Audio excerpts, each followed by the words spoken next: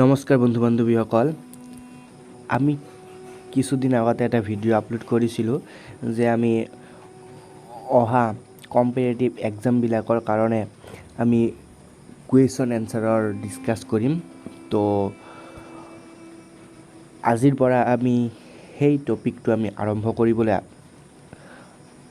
গৈছোঁ আৰু আজি আমাৰ টপিকটো হৈছে আছাম হিষ্টৰীৰ বিষয়ে তো আমি আজি প্ৰায় 20টা কুৱেশ্যন আলোচনা কৰিম তো সেই 20টা কুৱেশ্যনৰ পিডিএফটো আমি আমাৰ টেলিগ্ৰাম চেনেলত আমি দি দিম গতিকে টেলিগ্ৰাম চেনেলৰ লিংকটো আপোনালোকে ডেছক্ৰিপশ্যনত পাই যাব যদি আপোনালোকৰ পিডিএফটোৰ দৰকাৰ হয় তেতিয়াহ'লে আপোনালোকে টেলিগ্ৰাম চেনেলটো জইন কৰি আপোনালোকে তাৰ পৰা পিডিএফটো ডাউনলোড কৰিব পাৰিব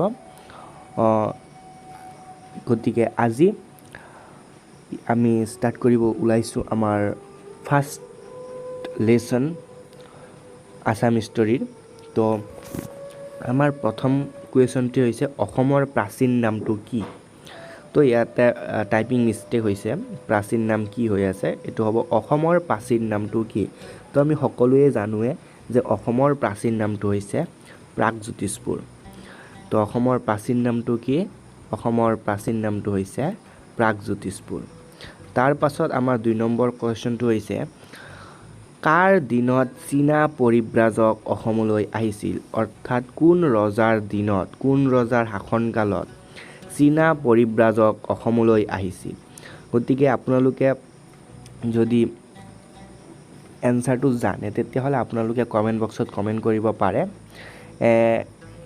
উত্তৰটো আমি কৈয়ে দি আছোঁ উত্তৰটো হৈছে আমাৰ ভাস্কৰ বৰ্মাৰ দিনত গতিকে আপোনালোকে প্ৰথমতে অলপ সময় ভাবি ল'ব উত্তৰটো দিবলৈ চেষ্টা কৰিব উত্তৰটো শুদ্ধ হয় নে নাই সেইটো চাব পাৰিব আপোনালোকে নিজে যে কাৰ দিনত চীনা পৰিব্ৰাজক অসমলৈ আহিছিল ভাস্কৰ বৰ্মাৰ দিনত তাৰ পিছত আমাৰ কুৱেশ্যন নম্বৰ 3 হ'ব যে চীনা পৰিব্ৰাজকজনৰ নাম কি আছিল অৰ্থাৎ ভাস্কৰ বৰ্মাৰ দিনত কুৱেশ্যনটো এনেকৈ নাহে মই এইটো শৰ্টকাটলি লৈ লৈছোঁ ওপৰৰ কুৱেশ্যনৰ লগত সংগতি ৰাখি মই এইটো দিয়া যে চীনা পৰিব্ৰাজকজনৰ নাম কি আছিল অৰ্থাৎ ভাস্কৰ বৰ্মাৰ দিনত যিজন চীনা পৰিব্ৰাজক আহিছিল সেই চীনা পৰিব্ৰাজকজনৰ নাম কি আছিল গতিকে আপোনালোকে কি উত্তৰটো ভাবিছে সেইটো আপোনালোকে কমেন্ট বক্সত কমেন্ট কৰি জনাব পাৰে উত্তৰটো হৈছে হিউৱেন চাং তো উত্তৰটো হৈছে হিউৱেন চাং নেক্সট আমাৰ কুৱেশ্যনটো হৈছে যে অসম নামটো কেতিয়াৰ পৰা হয় যে আমাৰ যেহেতু অসমৰ পুৰণি নামটো আছিল প্ৰাগজ্যোতিষপুৰ গতিকে অসম নামটো আমি কেতিয়া পাইছিলোঁ এই অসম নামটো আমি কেতিয়া পাইছিলোঁ অসম নামটো আমি পাইছিলোঁ আহোমসকলৰ ৰাজত্বকালৰ পৰা অৰ্থাৎ যেতিয়া আহোমসকলে অসমত ৰাজত্ব কৰিছিল প্ৰাগজ্যোতিষপুৰত যেতিয়া ৰাজত্ব কৰি আছিল তেতিয়াৰ পৰাই আমি কি পাইছিলোঁ অসম নামটো পাইছিলোঁ তাৰ পিছত আমাৰ নেক্সট কুৱেশ্যনটো হৈছে আহোমসকলৰ আদি ৰজা কোন আছিল অৰ্থাৎ আহোমসকলৰ সৰ্বপ্ৰথম ৰজাজনৰ নাম কি আছিল বা আহোমসকলৰ প্ৰতিষ্ঠাপক ৰজাজনৰ নাম কি আছিল কুৱেশ্যনটো বিভিন্ন ধৰণে আহিব পাৰে গতিকে ইয়াৰ উত্তৰটো আপোনালোকে সকলোৱে জানে তো ইয়াৰ এনসাৰটো হৈছে চুকাফা তাৰ পাছত কুৱেশ্যন নম্বৰ 6 হ'ব কুৱেশ্যন নম্বৰ 6 যে আহোমৰ শেষ ৰজাজনৰ নাম কি অৰ্থাৎ আহোমৰ শেষৰ ৰজাজনৰ নাম কি আছিল শেষৰ ৰজাজনৰ নাম আছিল স্বৰ্গদেউ পুৰন্দৰ সিংহ তাৰপিছত আমাৰ নেক্সট কুৱেশ্যনটো আহিব নেক্সট কুৱেশ্যনটো হৈছে যে আহোমসকলে কিমান বছৰ অসমত ৰাজত্ব কৰিছিল বা শাসন কৰিছিল গতিকে এইটো আমি প্ৰায় সকলোৱে জানোৱেই যে আহোমসকলে প্ৰায় কিমান বছৰ ৰাজত্ব কৰিছিল প্ৰায় 600 বছৰ ৰাজত্ব কৰিছিল আহোমসকলে অসমত তাৰ পাছত আমাৰ কুৱেশ্যন নম্বৰ 8 হৈছে যে আহোম আৰু মোগলৰ মাজৰ হোৱা শেষ ৰণখনৰ নাম কি আহোম আৰু মোগলৰ মাজত হোৱা শেষ ৰণখনৰ নাম কি আছিল তো আহোম আৰু মোগলৰ মাজত যি শেষ ৰণটো হৈছিল শেষ ৰণ অৰ্থাৎ শেষ যুদ্ধখন হৈছিল কিমান চনত 1682 চনৰ ইটাখুলিৰ ৰণ। অৰ্থাৎ হয়তো এনেকৈও আহিব পাৰে যে আহোম আৰু মোগলৰ মাজত হোৱা শেষ ৰণখন ক'ত হৈছিল? ইটাখুলিত হৈছিল, বা সেই ৰণখনক কি বুলি জনা যায়? ইটাখুলি ৰণ। কিমান চনত হৈছিল? যে 1682 চনত হৈছিল। গতিকে এই কথাখিনি আপোনালোকে মনত ৰাখিব। তো আমি কুৱেশ্যনটো এক ধৰণে দি আছোঁ, কুৱেশ্যনটো হয়তো অন্য ধৰণে আহিবও পাৰে।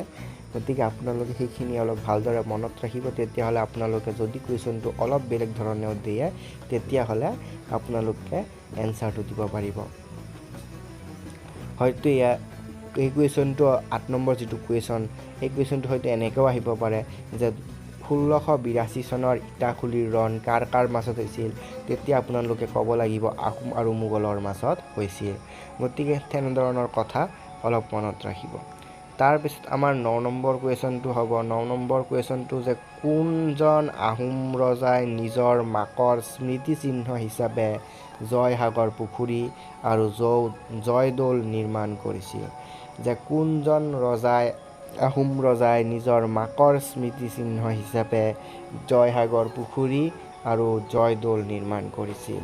গতিকে ইয়াতেও এই কুৱেশ্যনটো বিভিন্ন ধৰণে আহিব পাৰে যে কোনজন ৰজাই জয়সাগৰ পুখুৰী নিৰ্মাণ কৰিছিল, বা কোনজন ৰজাই জয়দৌল নিৰ্মাণ কৰিছিল, বা সেই ৰজাজনে যিজন ৰজা আছিল তেওঁ কাৰ স্মৃতিচিহ্নত জয়সাগৰ বা জয়দৌল নিৰ্মাণ কৰিছিল? যেনেকৈ তেওঁৰ মাকৰ স্মৃতিচিহ্নত। অৰ্থাৎ সেই ৰজাজনৰ নাম কি? সেই ৰজাজনৰ নাম আপোনালোকে কি ভাবিছে কমেণ্ট বক্সত কমেণ্ট কৰিব পাৰে। গতিকে সেই ৰজাজনৰ নাম হৈছে স্বৰ্গদেউ ৰুদ্ৰসিংহ। স্বৰ্গদেউ ৰুদ্ৰসিংহ। তাৰ পাছত আমাৰ 10 নম্বৰ কুৱেশ্যনটো হ'ব। 10 নম্বৰ কুৱেশ্যনটো হৈছে যে আটাইতকৈ কম বয়সৰ আহোম ৰজাজনৰ নাম কি আছিল? অৰ্থাৎ যিজন আটাইতকৈ কম বয়সীয়া আহোম ৰজা আছিল সেই ৰজাজনৰ নাম কি আছিল? তো সেই ৰজাজনৰ নাম আছিল ৰত্নধ্বজ সিংহ বা চুলিকফা। ৰত্নধ্বজ সিংহ বা চুলিকফা, যাৰ বয়স আটাইতকৈ কম আছিল। তাৰ পাছত আমাৰ 11 নম্বৰ কুৱেশ্যনটো হৈছে যে কাৰেংঘৰ কোনে আৰু কেতিয়া সজাইছিল? কাৰেংঘৰ কোনে আৰু কেতিয়া সজাইছিল? কাৰেংঘৰ সজাইছিল স্বৰ্গদেউ ৰাজেশ্বৰ সিংহই। কেতিয়া সজাইছিল? 1751 চনত। যে কাৰেংঘৰ কোনে সজাইছিল? স্বৰ্গদেউ ৰাজেশ্বৰ সিংহ। আৰু কেতিয়া সজাইছিল? 1751 চনত। এতিয়া আমাৰ 12 নম্বৰ কুৱেশ্যনটো হৈছে যে ৰংঘৰ কোনে সজাইছিল আৰু কেতিয়া সজাইছিল? তো ৰংঘৰ সজাইছিল স্বৰ্গদেউ প্ৰমত্ত সিংহই। আৰু কেতিয়া সজাইছিল? 1746 চনত। তাৰ পাছত আমাৰ 13 নম্বৰ কুৱেশ্যনটো হ'ব। 13 নম্বৰ কুৱেশ্যনটোত দিয়া আছে যে অসমলৈ সৰ্বপ্ৰথম মানসকলক কোনে আনিছিল? অসমলৈ সৰ্বপ্ৰথম মানসকলক কোনে আনিছিল? বদন বৰফুকনে আনিছিল।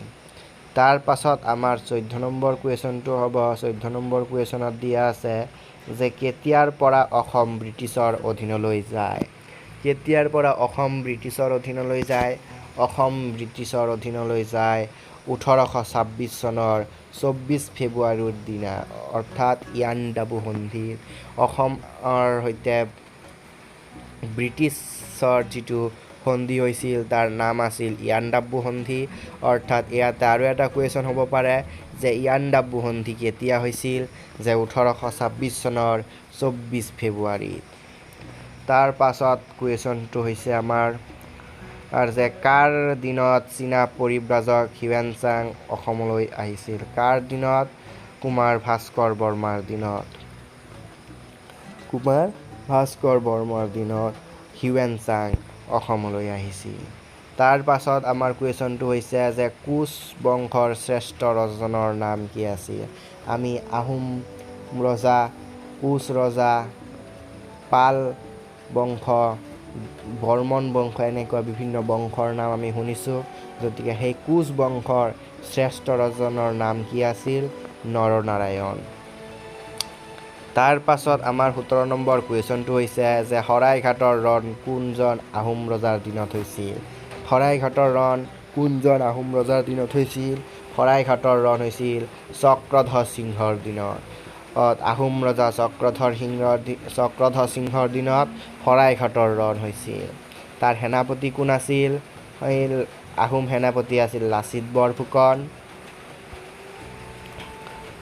তাৰ পাছত আমাৰ সেই কুৱেশ্যনটোৱেই আমাৰ ৰিপিট হৈ গ'ল, যিটো মই ক'লোঁ যে শৰাইঘাটৰ ৰণত আহোমৰ সেনাপতি কোন আছিল?